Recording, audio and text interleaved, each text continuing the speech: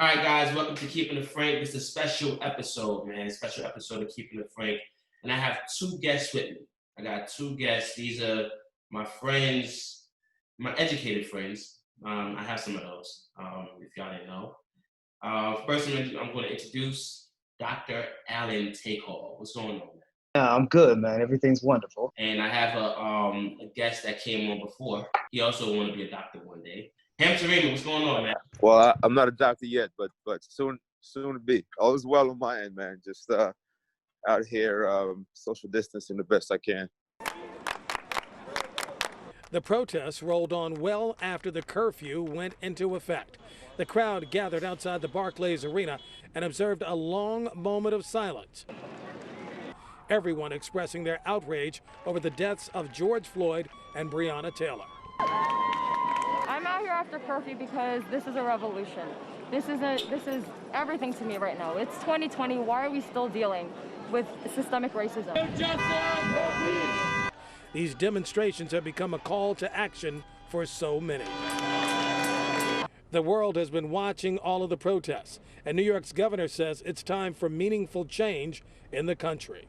This is a national moment for change, and New York is going to lead the way on this change. Like I said, this is a special episode of Keeping It Frank.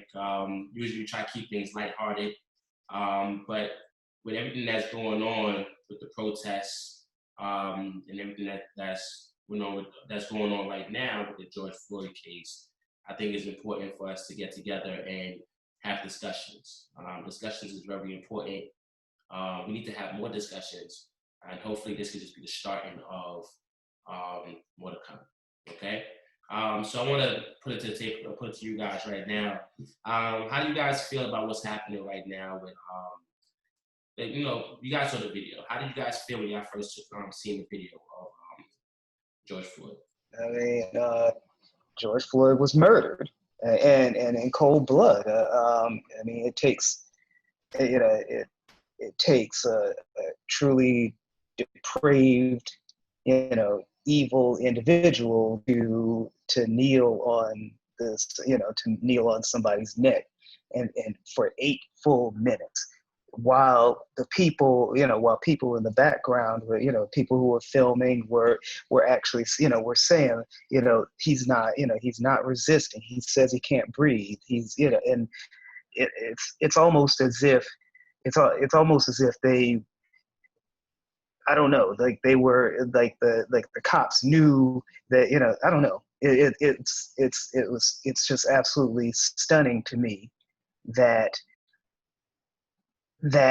nothing that the crowd said even had any kind of effect on what, on the officer. Like they didn't even check to make sure anything. He was just murdered in cold blood. And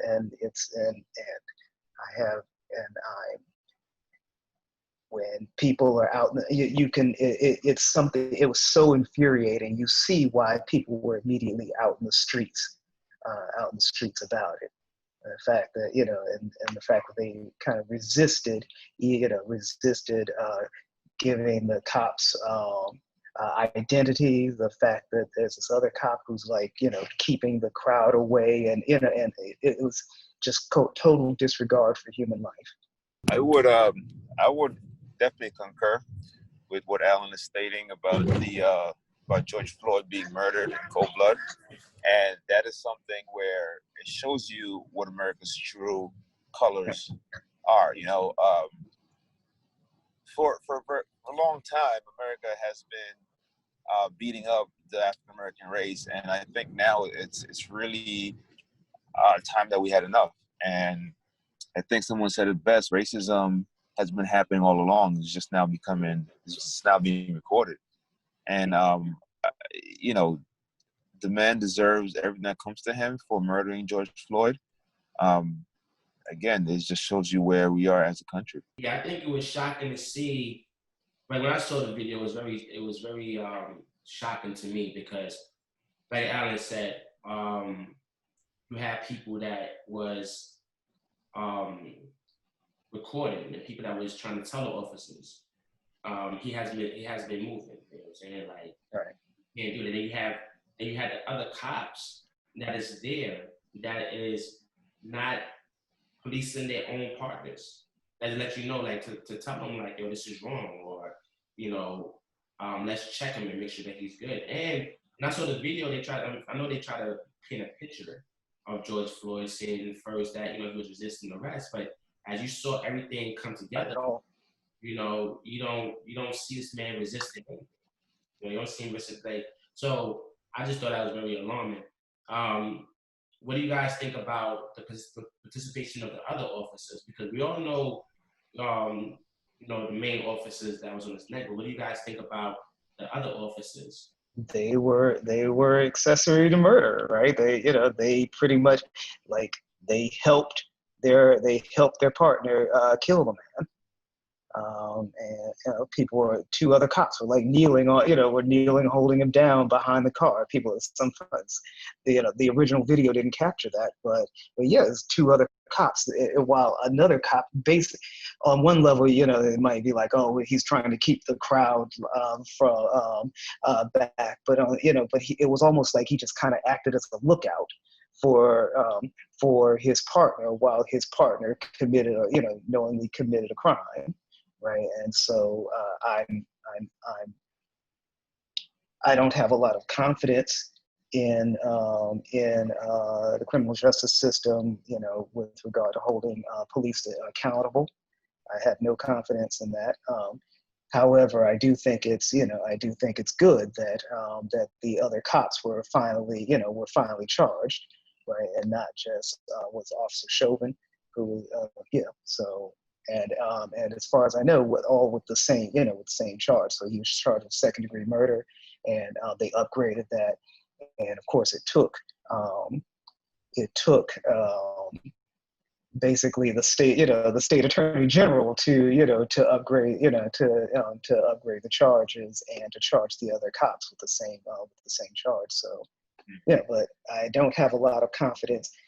Somehow, even though Keith Ellison, and he's been a progressive dude for when he was in Congress, but yeah, somehow I don't have a lot of confidence in that. But we'll see what happens. Yeah, it's interesting that you said that, because I was watching the news and actually said when I saw that they upgraded the charge, second-degree murder, second-degree manslaughter, I believe. Yeah. Even so, you're still going to show or prove. And I was looking at them like, how are they going to take a lot? Why would it take a lot to show and prove this is murder if everything is in front of you? It's laid out in front of you. Like, this should be a slam dunk, easy win. But like you said, like, we don't really have too much confidence. I think that's the sentiment to most people. I think most of us don't really have confidence to say, okay, well, know for sure. Like, this is gonna, end the right way, and I think that's interesting, and that speaks a lot on the like you said, justice system. You know what I'm saying? The reaction to the people, of course, the protesting. What's your take on like the protesting and the violence that occurred after the fact? I mean, I think there's so much to say about the protests. One thing, right. So I'm happy about quite frankly, there's something exhilarating about the moment, right? And that's not like, oh, I'm like happy that about this the conditions that have brought about these protests and all, but one one of the things that I'm really that I'm happy about is normally, or at least in the recent past, and certainly before, when you would see like people like looting or rioting or whatnot, right? That a lot of the pushback, a lot of the, oh man, well they're burning down their own communities, or they're, what's wrong with them? I mean, everything's supposed to be all peaceful. I'm happy that those kinds of criticisms aren't holding sway like they used to, right? That a lot that people are pushing back on such critiques, say, what, this isn't this is not a riot, this is a rebellion, this is an uprising. I like that language. I like that when they start talking about, oh, well, there's violence and there's, they're burning down a store or something like that, then people are quick to recognize that, what, that property, that destroying property is not violent. Well, that's, and somehow, where it seems like pundits and authorities and those in power, they care more about, they care more about property, they care more about some building than they care about the community, right? And they care about people. But, I have a lot more, a lot of stuff I could say about it, but I'm happy that the politics around these sorts of issues are changing. Look, I mean, we've been having massive marches and protests, and and all sustained for a week and a half now, and there's lots and lots of reasons why that's going on. People are tired of it's like this. You have George Floyd was just, it's kind of like the spark or something like that, right? But at the same time, I mean, right now, I was just looking up some, right now, since coronavirus, black unemployment has risen to like 16%. It's like 16% right now. Yes, that's crazy. Nationally,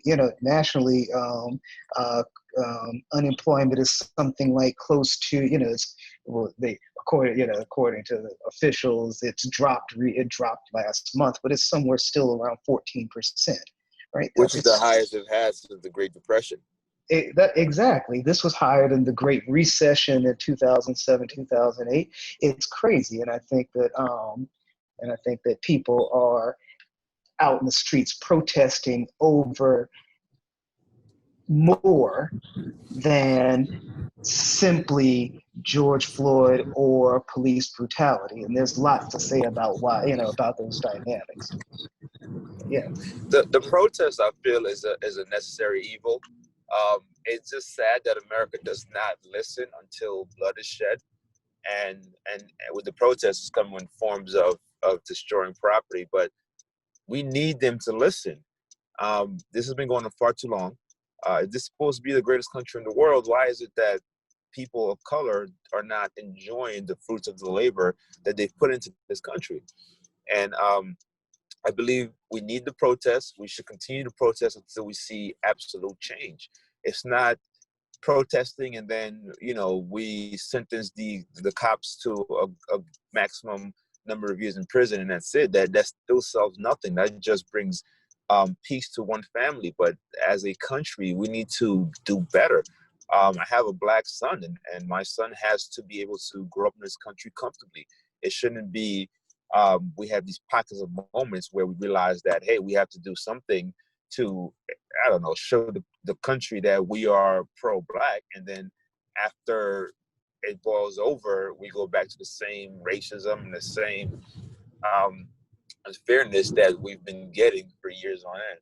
So America needs to listen, and America needs to instill change.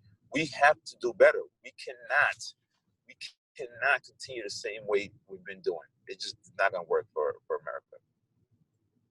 So what do you think is going to be the difference? Because I feel like we've been here before, right? I feel like, we've been through the protests and we've been through, Eric Gardner and everything else happening. What do you think is the difference now? What do you think is going to be the difference now? The difference now is that we actually are seeing it. You could you could back then state, oh, you know, is his or her word. The cops didn't really do that. There's no proof, but now you're actually seeing it. So there's no way that we can say, hey, guess what? George Floyd was murdered, because everyone in the world is seeing it. So I think that's the difference. Now you cannot hide behind politics. You cannot hide behind the badge. You cannot hide behind that fraternity that protects its own. People are seeing what we're doing and what cops are doing. So that to me is why we'll see change. I think that no, I mean, you know, I definitely think that the role of you know, smartphones and everybody, you know, and everybody having a camera and stuff being recorded. I think that was Will Smith who was like, you know, it's not new, it's just being recorded, or it's just, you know, I think that that's definitely. I think that that's definitely helpful. I think it also adds to a kind of level of collective trauma for Black people when we're kind of inundated with where we saw Ahmaud Arbery, you know, being killed, and then we see George Floyd. I mean, these are people who sit up and who die on camera, right? Even with Breonna Taylor, they didn't have it on video, but they had. But they played like the 911 recording of her boyfriend calling 911, where she basically dies in his arms, you know, in kind of in real time. And, you know, so I think it adds to like the collective trauma, but, you know, but it's also been maybe perhaps instructive for, you know, for large numbers of people who at least had some sort of ability to, you know, to remain in denial. But, you know, I don't know if America is in denial about anything. I think that white supremacy is not something that can be rationalized, negotiated with, or, you know, you can appeal to some sort of conscience or whatnot, and you know, there's a complete devaluation of Black life in that way. When, you know, Keston, you asked about the what's different, what's changed, you know, and I get particularly you said, you know, and you compared to like with Eric Garner or whatnot, and right now I think what's different is the economic crisis, right? It's so not only what we're kind of seeing in this moment. Okay, we have a global pandemic, and we see the utter failure of the U.S., of all our elected officials and all our institutions. We see the utter failure of those institutions and those leaders to handle this crisis and to mitigate the crisis. They were all right. And then it hits, and immediately people are losing their jobs. Everybody's in, you know, everybody who has a house to be in is sitting in their house. Everybody's losing their jobs. Unemployment is like through the roof and all. And we also see that, and this affects more than, you know, quite frankly, more than just like Black folks or whatnot, that we see that all the institutions, all the leaders aren't coming to save for the vast majority of people who are harmed by this. Those institutions and those leaders are not coming to save anybody.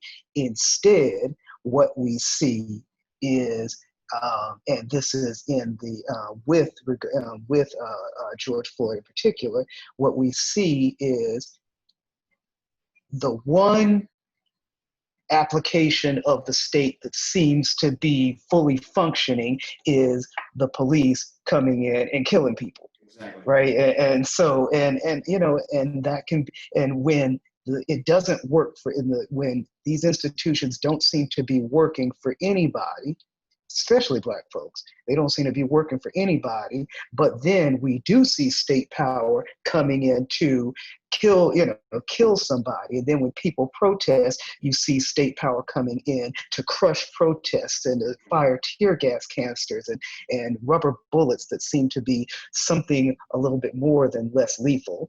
And people are, completely out, they're out in the streets. They see this as a state that is unable to deal with any kind of crisis except by using the police and pointing guns at it. Yeah, the crisis. That's what it looks like to me. So Shelby Steele was talking in his book, I believe it was White Guilt, and he was talking about something unique about the culture of Black Americans that you will not find in any other culture in America. And it is the fact that we cater to the bottom denominator of our society, right? That is just, but Black Americans were unique, and it is incredible because we dismiss people that are at the top of our communities. Bye-bye Condoleezza Rice, you're a coon. Bye-bye Larry Elder, you're a coon. Bye-bye Shelby Steele, Thomas Sowell, Coons, Uncle Tom's gone. Bye. Hate you.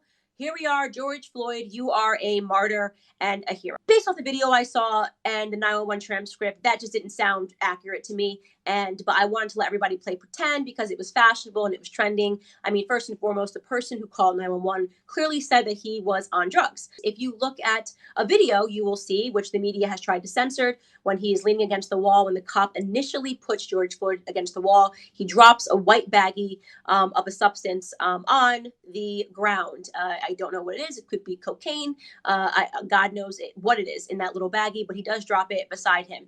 I then decided to take a dive and to look at his record. George Floyd, what is his record? Does it matter? I believe in second chances. I don't know that I believe in third, fourth, fifth, sixth, seventh, eighth, and ninth chances. He could be a different man. I would be inclined to believe all of those things if the autopsy result didn't come back and prove that he was high that day on fentanyl and methamphetamines in his system, okay? So spare me your bullshit. Or basically understanding that the whole concept of racialized police brutality is a myth, okay? All you have to do is sit down and do basic mathematics to discover that the entire narrative that we have been sold is a lie, okay? It's a lie. There is no racially targeted police brutality against Black Americans. And we'll ally ourselves with the far left crazy Antifa thugs who know exactly what they're doing, who know exactly which group of Americans will be the most responsive and the most emotional. They get a couple of big celebrities to tell you Black Lives Matter, and put up a symbol while they're marching with you because they all think we're stupid. That's the truth. The left thinks we're dumb, okay? And we have to stop proving them right. And you want to know what the result of these protests are, besides our neighborhoods burning down, besides our Black youth being arrested? We just signed up for another 60 years of Black poverty. And during those 60 years, you're going to have AOC and leftist politicians stump on the issues and claim it is because of systemic racism and not because they sent a bunch of white Antifa thugs to burn down the neighborhoods and to burn down the black businesses and to take all of these bricks to windows and businesses and force the business owners to leave. People that can afford to leave and leave these Black communities depleted with no jobs. They're going to pretend it's because of white people, not because of their bricks and their riots and their protests, and because Black Lives Matter and a George Floyd. He's not my martyr. George Floyd is not my martyr. He can go be yours, okay? I liked Kobe Bryant. Kobe Bryant wasn't a career criminal, okay? He was a career basketball player. You want to go have a George Floyd be your martyr? Go have him be your martyr. Put a poster of George Floyd up on a T-shirt. Walk around, Luke, be an idiot. But I want nothing to do with it. I was watching the other day. I don't know if anybody, you guys watch Candace Owens. Anybody saw that? Yeah. Definitely saw that. What's your take on what Candace Owens was saying? Candace Owens is,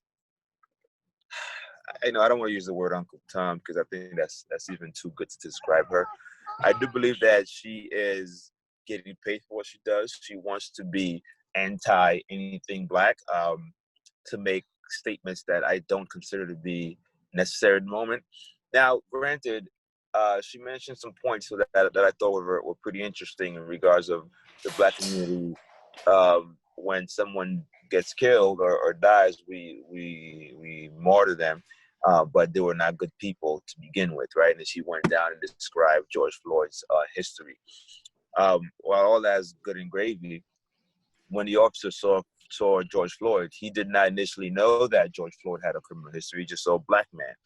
And he went and put his knee on his neck and pursued to murder him. Thank you for calling MCU's. So my thing is, George Floyd, Candace Owens' point has nothing to do or does not, I guess, soften the blow of what happened, right?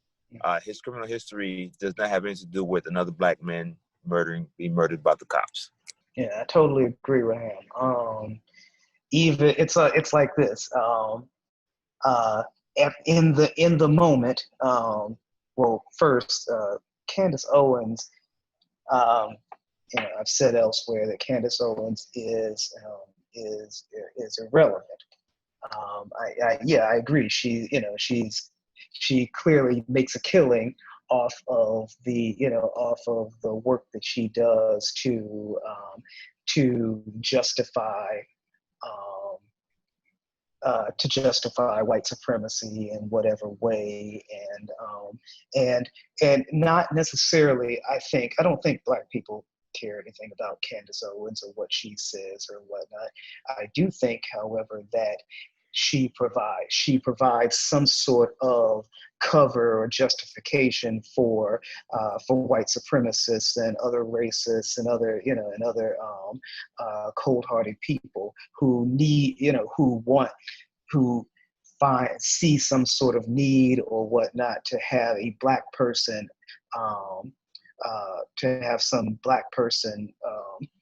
affirm what they're saying, affirm their thoughts. It makes them feel comfortable in their bigotry and in their evil.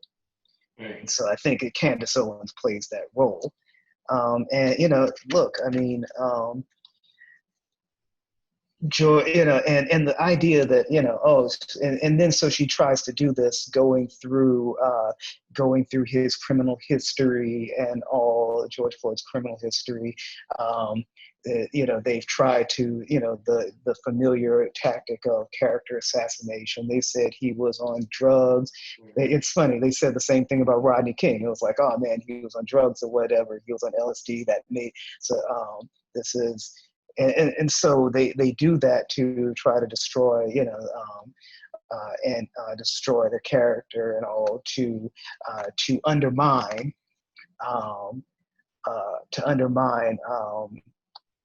respectable minded black people for their support for the protests or whatnot.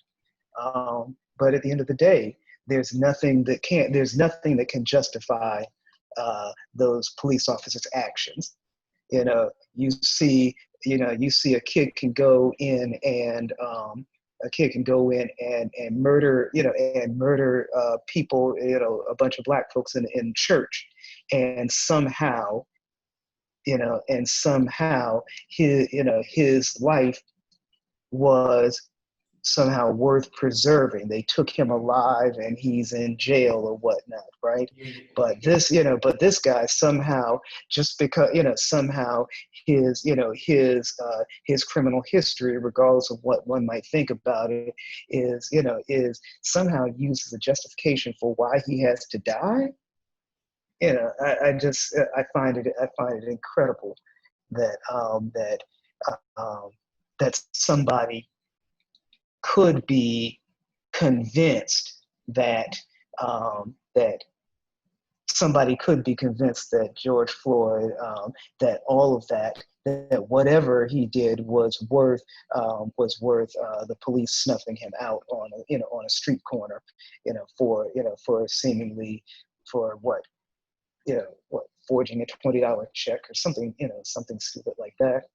That's incredible that someone could possibly use that as justification for why a man has to die. Yeah, that's absolutely. Didn't they take the? I'm sorry, guys, but they didn't take that young man to Burger King or McDonald's also? Yeah. Sending him to prison. On the way, Yeah, on the way to the police station, they asked him if he was hungry and took him by a fast food restaurant. And it's like, wow, that's how much they value Black life. Exactly. Do you think they use our Black women against us? That Candace Owens, that Stacey Dash at one point in time. Do you feel like why is Candace Owens' voice so loud? It's loud because it's ignorant. America loves to feed off ignorance. America doesn't like reality, and they send, Candace Owens is somehow, some way reaching out to a percentage of people, just like 45 did. There's some people that are sitting here listening to her and shaking their heads like, yo, you're absolutely right. America, while we are one of those most developed countries in the world, we are full of people who lack common sense, which is pretty much ridiculous to me. As far, no, I mean, I don't think that this is necessarily about using our women against us. I mean, Candace Owens is one of a long line of Black conservatives, so this is, everybody from, everybody from Clarence Thomas to to the Juan Williams and the Larry Elders and other, she actually names a few in the video that you're referring to. She Shelby Steele and what's the economist that white folks like to quote all the time. I forget his name right this second. I'll remember in a minute. But I will say this. In recent years, there's been this kind of push for making alarming and completely cold-hearted kind of conservative positions, perhaps giving them maybe a more attractive face or something like that, or a more palatable face through the use of these kinds of, I'm going to say, youngish, attractive, conservative women. So you see, like, I don't know, attractive she is, but like, say, Ann Coulter or Tommy Lauren, and Candace Owens is another one, right? And what's that? Michelle Malkin is another one, right? And they all go on like Fox News and say, really hateful things, right? But otherwise, they have this kind of young, youthful, attractive, appearance or whatnot, right? And so Candace Owens kind of fits into that mold. And yeah, like I said, she's brought in as kind of the Black person who covers for white racism and says, see, a Black person agrees with us. and so, yeah, but that doesn't work on Black people, but maybe it's something that white folks can kind of use to justify and cover for themselves. Absolutely.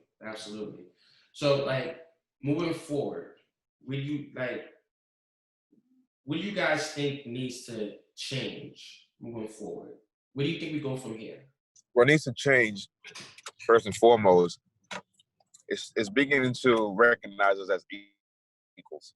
And how you do that is, something as simple as equal pay, which may not ever happen, but that would be a step in the right direction if we went that route. If we just, it's so much that we could do, but I just want to do like a simple step in the right direction, something that's simple, doesn't take any kind of like Civil War kind of concept, but something as simple as making us equal money earners would be something that I'll consider great change. What needs to change? On some level, I want to, it would be, I want to say everything needs to change, right? But in the meantime, I would say that there is traction. There's traction for calls to defund the police. There's traction, and also and maybe it's kind of it's a counterpart call for police abolition, abolish the police, and I think that those are important calls that should be pushed for. It is the case. Like, look, police in the moment, just for this, it is the case that that police budgets, oftentimes the police budget might take up, I think in New York City, it's like 2/3 of like the city, but some crazy amount of the city budget, right? For, just for the NYPD, right? And this is about, and it takes those kinds of resources just to manage poor people and manage the contradictions of, our economic system, our political system.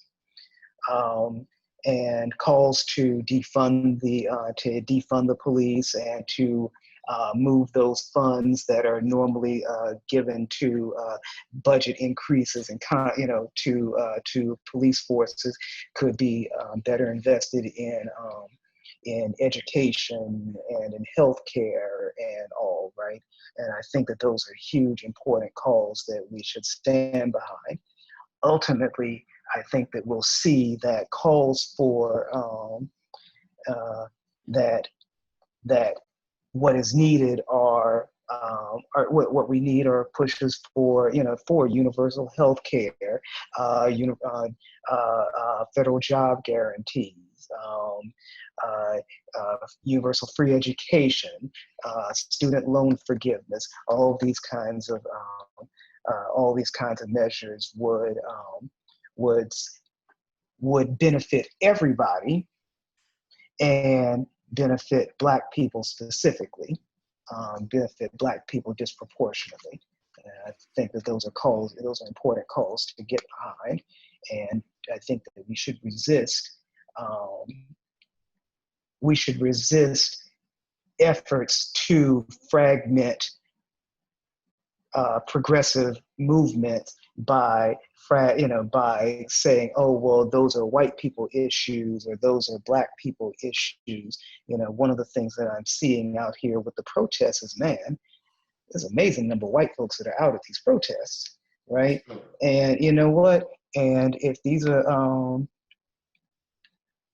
look, hey, I see young white people out at these protests, and who's to say how that that they don't have legitimate grievances around they see their futures going up in smoke as well, just like other people. And so if we can join if we can all be a part of a larger movement that pushes for radical change, then that's what's up. And we got to be careful of pushes to fragment those essential kinds of coalitions. Thank you, man. It's amazing words. That's why I put the Dr. Alan Taker on home, because he knows his stuff. That's my guy. Alan, I definitely gotta get you in the studio for a one-on-one one day. I'm just let you know that.